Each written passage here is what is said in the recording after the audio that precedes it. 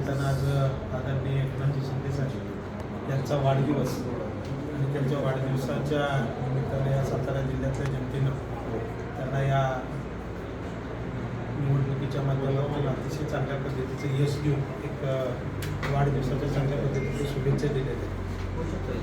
खरं पाहिलं तर या जिल्ह्यामधलं एकंदरीत गणित पाहिले तर धनशक्ती विरुद्ध जनशक्ती असाच खरा एक इलेक्शनमधला संघर्ष दिसून आला. परंतु सातारा जिल्ह्यातल्या सर्वसामान्य मतदारांनी लोकांना दाखवून दिलेला आहे की जनतेचा कौल काय आहे.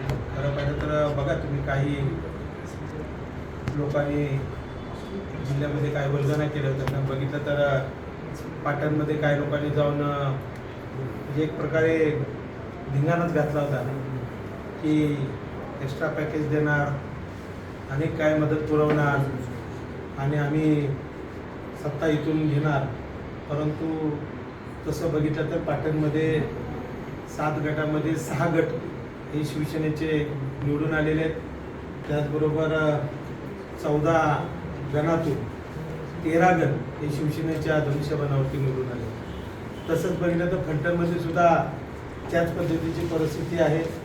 8 पैकी 5 जिल्हा परिषदेचे गट निवडून आलेले आहेत आणि 16 पैकी 8 पंचायत समितीचे गण निवडून आलेले आहेत. एकंदरीत जिल्ह्यामधलं जर वातावरण बघितलं, महाबळेश्वरमधून एक चांगला गट निवडून आलेला आहे, जावलीमधून एक गट निवडून आलेला आहे, कोरेगावमधून सुद्धा आपले 2 गट निवडून आलेले आहेत. म्हणजे एकंदरीत जिल्ह्यामधलं चित्र जसं आत्ता क्लिअर दिसून आलं की आपले जवळजवळ 15 जिल्हा परिषदेचे सदस्य निवडून आले. त्यामुळं ह्याच्या अगोदरची परिस्थिती बघितली तर जिल्ह्यामधली वेगळी होती. परंतु आत्ताच्या इलेक्शनला अतिशय चांगल्या पद्धतीची परिस्थिती आदरणीय एकनाथजी शिंदे साहेबांच्या मार्गदर्शनाखाली इलेक्शन लढलेलं आहे आणि त्यांच्यावरती एक मोठ्या प्रमाणात विकासाच्या मुद्द्यावरती लोकांनी विश्वास ठेवून हे मतदान केल्यामुळं आज हा खऱ्या अर्थानं चांगला रिझल्ट दिसतो. सातारा जिल्हा राष्ट्रवादी काँग्रेसचा बालेकिल्ला होता. गेल्या काही दिवसांपासून भारतीय जनता पार्टीनं याला खिंडार पाडलं आणि तदनंतर उपमुख्यमंत्री एकनाथ शिंदे यांनी या मतदारसंघावर विशेष लक्ष दिलं. भविष्यात सातारा जिल्हा शिवसेनेचा बालेकिल्ला होणार का? बघा, फलटण तालुक्यामध्ये ज्या वेळेला फलटणची नगरपालिकेचे इलेक्शन लागलं आणि त्यानंतर बाबांनी एकदम शेवटच्या टप्प्यामध्ये म्हणजे अर्ज भरत असताना शिवसेना पक्षामध्ये प्रवेश केला आणि खूप कमी वेळामध्ये आम्ही ते इलेक्शन लढलं धनुष्यबाणावर. त्यामुळे आम्हाला थोडंसं फार यश कमी आलं त्याच्यामध्ये. परंतु आत्ता जो काय वेळ मिळाला त्याच्यामध्ये जिल्हा परिषद पंचायत समितीचं इलेक्शन अतिशय चांगल्या पद्धतीनं आणि ताकदीनं लढलो आणि त्याचं खरं यश आज तुम्हाला सगळ्यांना दिसून येते. तीच परिस्थिती जिल्ह्यामध्ये बघा तुम्ही. याच्या अगोदर सुद्धा जिल्हा परिषदेची मागच्या काळामध्ये जिल्हा परिषद आणि आत्ताची शिवसेनेची जिल्हा परिषद अतिशय खूप फरक पडलेला आहे आणि आदरणीय एकनाथजी शिंदे साहेबांच्या वरती या लोकांचा खूप मोठा विश्वास आहे. ते या सातारा जिल्ह्याचे सुपुत्र असल्यामुळे आणि त्यांची कामाची पद्धत तुम्ही बघितलेली आहे. रात्रंदिवस काम करतात. मध्यंतरी मी नगरपालिकेचे इलेक्शन नंतर इतर जिल्हा परिषदेचे इलेक्शन लागलं आणि आम्ही नगरपालिकेच्या इलेक्शनला आलो.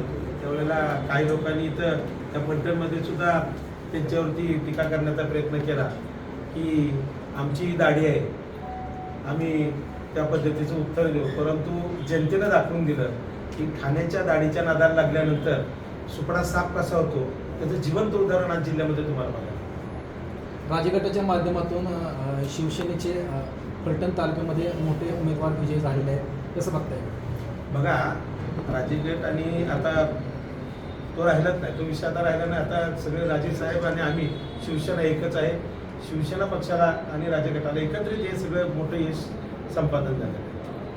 साहेब, ग्रामीण भागामध्ये आम्ही फिरत असताना एकच लोक प्रश्न विचारत होते की शिवसेनेला चांगलं घवघवीत यश मिळेल, परंतु आम्हाला बाबा आमदार झाल्याचं बघायचं आहे. तर ही गोष्ट किती दिवसामध्ये फलटण तालुक्यातील जनतेला पाहायला मिळेल? बघा, बाबांनी किंवा राजगटांनी ज्यावेळेला शिवसेना पक्षामध्ये प्रवेश केला त्याला हट्टे 2 महिने झाले.